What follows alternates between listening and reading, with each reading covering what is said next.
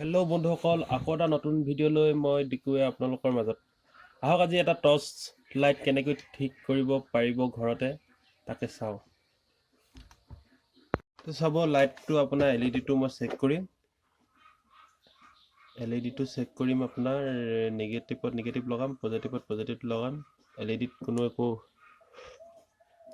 একো LED-টো বেয়া, কোনো ৰিডিং নাই। তো মই চাব, নতুন এটা দেখুৱাম আপোনাক।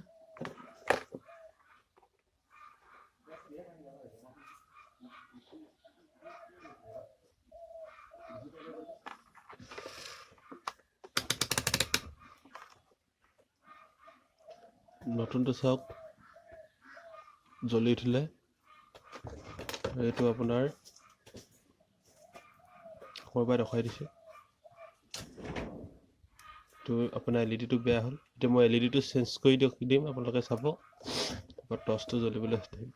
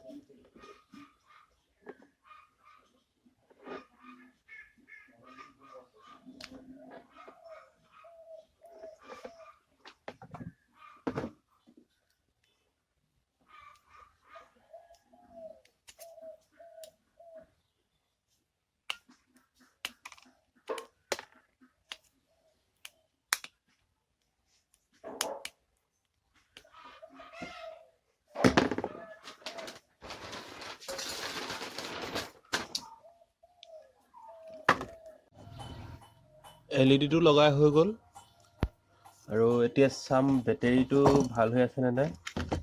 বেটেৰীটো চেক কৰি চাম।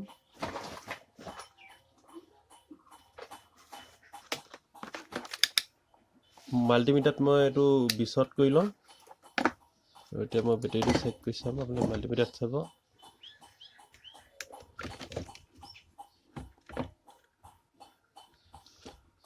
পজিটিভত পজিটিভ লগাই দিম, নিগেটিভত নিগেটিভ লগাই দিম।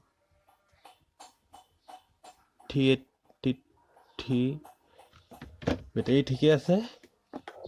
এতিয়া মই চাম আপোনাৰ টৰ্চটো জ্বলে নে নজ্বলে।